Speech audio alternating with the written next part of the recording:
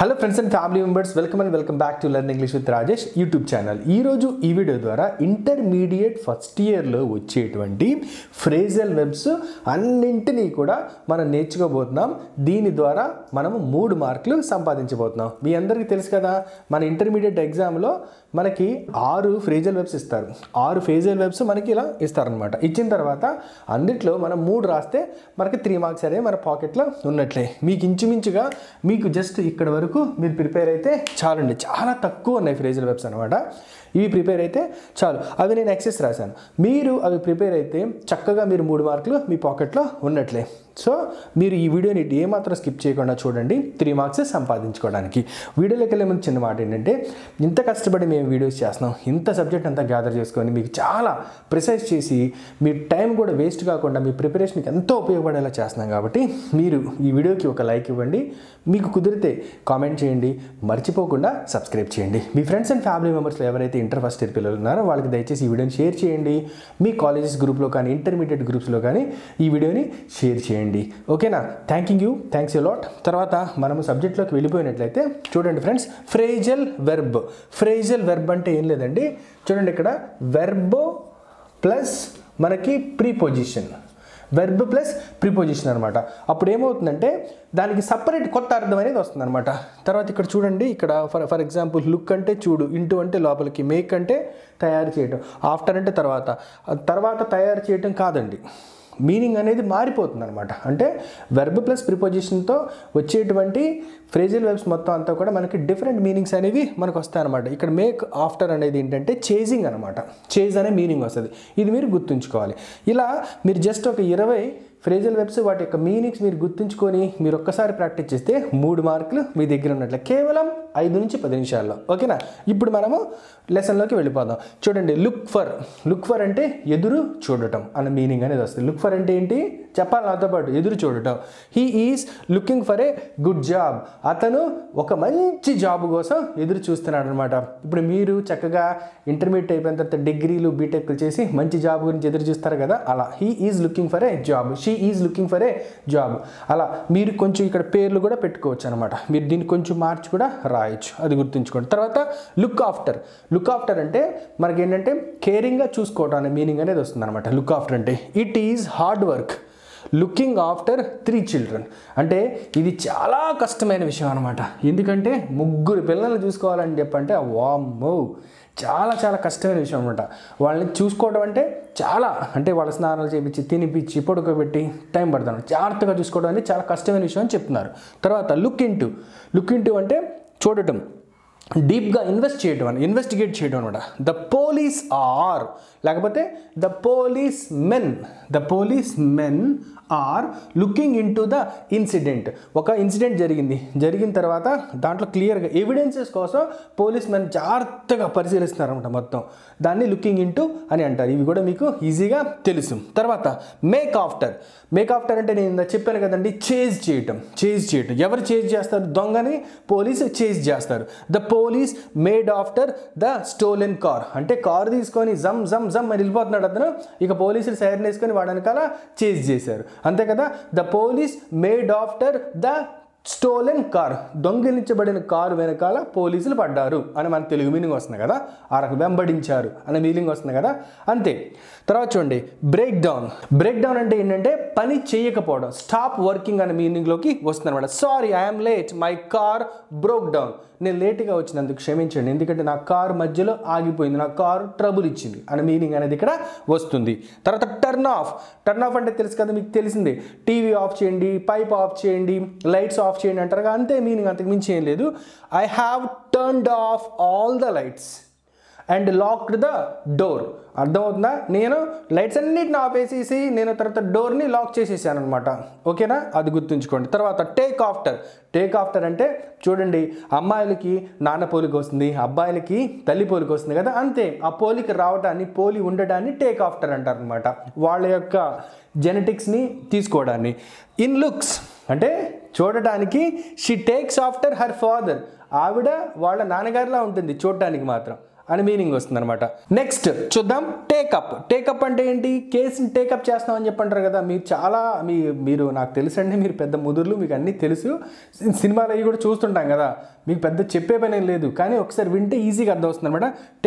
Take up the case అని చెప్పి అంటాం కదా, అంటే హ్యాండిల్ చేయడం అనమాట.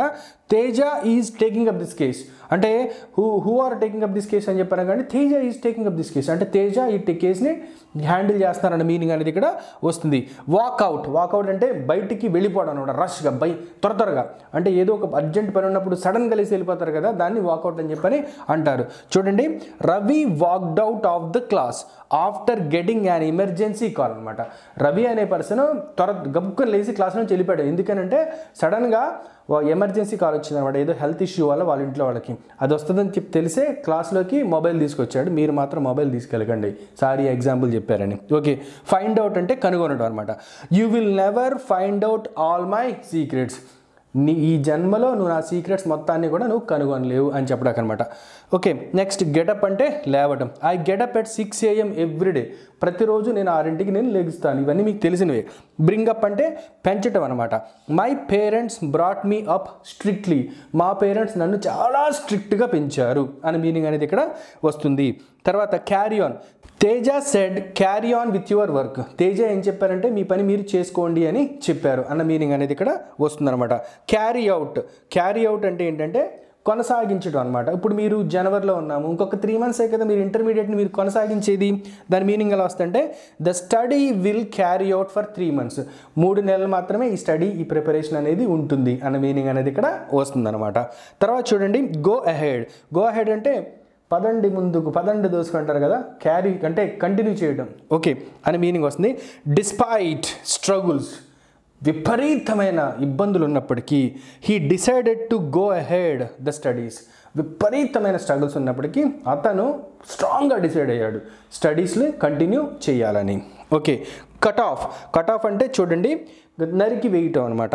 Teja cut off overhanging branches అంటే తేజ చెప్పాడు ఏంటంటే రాగానే పెద్ద పెద్ద చెట్లు కిందకి వచ్చేసి ఉన్నాయి అన్నయ్య కొమ్మలు మొత్తం అని చెప్పంటే తేజ కొంచెం నరికేవా అని చెప్పాను. కానీ ఓవర్ హ్యాంగింగ్ బ్రాంచెస్ అంటే ఎక్కువగా వేలాడేటువంటి బ్రాంచెస్ని కట్ చేసేసారనమాట. Okay, Teja cut off overhanging branches అంటే ఎక్కువగా వేలాడేటువంటి చెట్లను కొమ్మలను నరికివేశారు. తర్వాత డ్రాప్ అవుట్. డ్రాప్ అవుట్ అంటే తెలుసు కదా, చదువుని మధ్యలో మానివేయటం. అంటే ఏదైనా పనిని మధ్యలో మానివేయటాన్ని డ్రాప్ అవుట్ అని చెప్పి అంటారు. Drop out, he dropped out of high school అంటే హై స్కూల్ మధ్యలోనే ఆపేశాడు అన్న మీనింగ్ అనేది ఇక్కడ వస్తుంది. ఈట్ అవే అంటే ఏంటంటే చూడండి తినేయటం అంటే ఆ రోగం అతన్ని తినేసిందిరా అని చెప్పి మనం చెప్పుకుంటూ ఉంటారు కదా పెద్దవాళ్ళు, అలా. ఈట్ అవే అంటే the disease eats away the liver అంటే అతనికి వచ్చినటువంటి డిసీజ్ ఆ లివర్ని మొత్తాన్ని తినేసింది, కిడ్నీలని తినేసింది, లంగ్స్ని తినేసింది అంటారు. Cigarette smoking eats away the lungs, అర్థమవుతుందా? Consuming excessive alcohol eats away liver and kidneys, అలా కూడా మీరు చెప్పుకోవచ్చు అనమాట. తర్వాత ఫేస్ ఆఫ్ అంటే మనం ఎదుర్కోవటం అనమాట. చూడండి, ఎదుర్కోవడం. The company faced off the competition, company కాంపిటీషన్ని ఫేస్ చేస్తుంది అన్న మీనింగ్లోకి ఇక్కడ వస్తుంది. ఫాల్ అపార్ట్ అంటే చూడండి ఇట్లా పడిపోయి ఇలా పగిలిపోవడాన్ని ఫాల్ అపార్ట్ అంటారు. The glass fell apart when I picked it up, నేను పట్టుకున్నప్పుడు గ్లాస్ గొప్పన పడిపోయి పగిలిపోయింది అన్న మీనింగ్ అనేది ఇక్కడ వస్తుంది. Next one act up. The internet acted up a few times. Acted up అంటే పని చేయటం మానేసింది. అంటే చూడండి, యాక్టప్ అనగానే యాక్టెడ్ నటించడం అని చెప్పి అనుకుంటాం కదా, ఆ మీనింగ్ అయితే రాదండి. అదే నేను ఇందా చెప్పింది, ఫ్రేజల్ వెర్బ్స్ అనేవి డిఫరెంట్ మీనింగ్స్ వస్తాయి. పని చేయటం మానేసింది అనమాట. ఇంటర్నెట్ ఒక్కొక్కసారి మనకి నెట్ కనెక్షన్ ఉన్న వాళ్ళకి కావచ్చు, మొబైల్ యూజ్ చేసే వాళ్ళకి కావచ్చు, ఒక్కొక్కసారి పని చేయదు అనమాట. అప్పుడు మీరు ఏం చెప్పాలంటే the internet acted up a few times, కొన్నిసార్లు ఇంటర్నెట్ అనేది పని చేయదు అని చెప్పడానికి మీరు ఇలా చెప్పుకోవచ్చు. తర్వాత చూడండి, ఎండప్ అంటే తెలుసు కదా, పూర్తి అయిపోయింది అనమాట.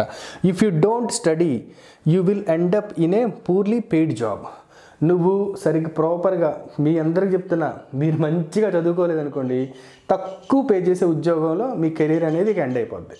అది గుర్తుంచుకోండి, మీరు ఇక అక్కడే ఉండిపోతారనమాట. అందుకనే బాగా చదువుకోవాలి. ఇక్కడ వరకు యాక్చువల్గా టెక్స్ట్ బుక్లో ఉన్నాయి, ఇవన్నీ కూడా మీకు కొన్ని యాడ్ ఆన్ చేసాం, అవి కూడా చూడండి. తర్వాత చూడండి, అగ్రీ విత్ అంటే అంగీకరించటం. We agree with principal's opinion, principal గారి అభిప్రాయంతో మేము అంగీకరించాం. ఇంకా అంగీకరించకపోతే ఏం చేస్తారు, ఇంకా ఆప్షన్ లేదు. Next one, deal with. Deal with అంటే డీల్ చేయటం అనమాట. I am sure Ravi can deal with it, అంటే ఒక సిచ్యువేషన్ వచ్చింది, ప్రాబ్లం అనమాట. ఐ ఆమ్ షూర్, నేను షూర్గా అనుకుంటున్నాను, Ravi can deal with this problem, ఈ ప్రాబ్లంతో రవి డీల్ చేయగలడు అని చెప్తున్నాను అనమాట. ఆస్క్ ఫర్ అంటే అడగటం. అదే she asked for inter previous papers, బాగా చదివేటువంటి అమ్మాయి ఇంటర్ ప్రీవియస్ పేపర్స్ని మనకి అంటే అడిగింది. అవి తీసుకోవడం ద్వారా, ఎగ్జామిన్ చేయడం ద్వారా ఇంగ్లీష్లో 97 మార్కులు టార్గెట్ పెట్టుకున్నారనమాట. అది గుర్తుంచుకోండి. Next one, give away. Give away అంటే ప్రైజెస్ని గివ్ అవే ఇస్తూ ఉంటారు కదా, దాన్ని గివ్ అవే అని చెప్పని అంటారు. The chief guest is giving away prizes to the selected students or qualified students, లేదంటే వెల్ పర్ఫార్మ్డ్ స్టూడెంట్స్, అలా కూడా మీరు చెప్పుకోవచ్చు అనమాట. ఓకే, చీఫ్ గెస్ట్ అందరికి మంచిగా ప్రైజులు గివ్ అవే చేస్తున్నారు అనమాట. తర్వాత గివ్ అప్. గివ్ అప్ అంటే స్మోకింగ్ని వదిలేయటం, తర్వాత ఒక హ్యాబిట్ని వదిలేయటం అనమాట. ఏదైనా హ్యాబిట్ని, చెడుగా ఉన్న హ్యాబిట్ని వదిలేయటం. Kalpit has given up smoking.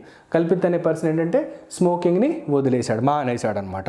Call of అంటే మానివేయటం, స్ట్రైక్ మానివేయటం. తర్వాత చూడండి, the workers called off the strike.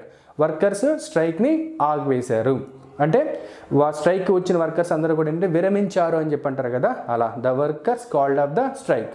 Okay, next విషయానికి వచ్చినట్లయితే నెక్స్ట్ ఫ్రేజల్ వైపుకి వచ్చినట్లయితే కాల్ ఆన్ అంటే go and visit A person. అంటే మీ సడన్గా మీ టీచర్ గారు మీ దగ్గరికి వచ్చి ఏదో అడుగుతారు కదా, అలా.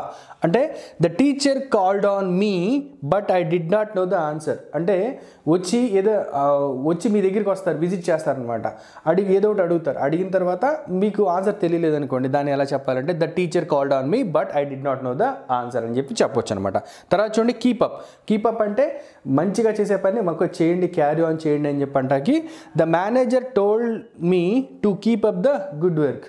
మేనేజర్ నాకేం చెప్పారంటే గుడ్ వర్క్, దీన్ని ఇలాగే కంటిన్యూ చేయండి అని చెప్పని మేనేజర్ చెప్పారనమాట. ఇది మీరు గుర్తుంచుకోవాలి. తర్వాత సెటప్ అనమాట. సెటప్ అంటే a new company has been set up in the town or set up in the capital city. Setup అంటే ఏంటి, ఎస్టాబ్లిష్ చేయడం, స్థాపించడం అనమాట.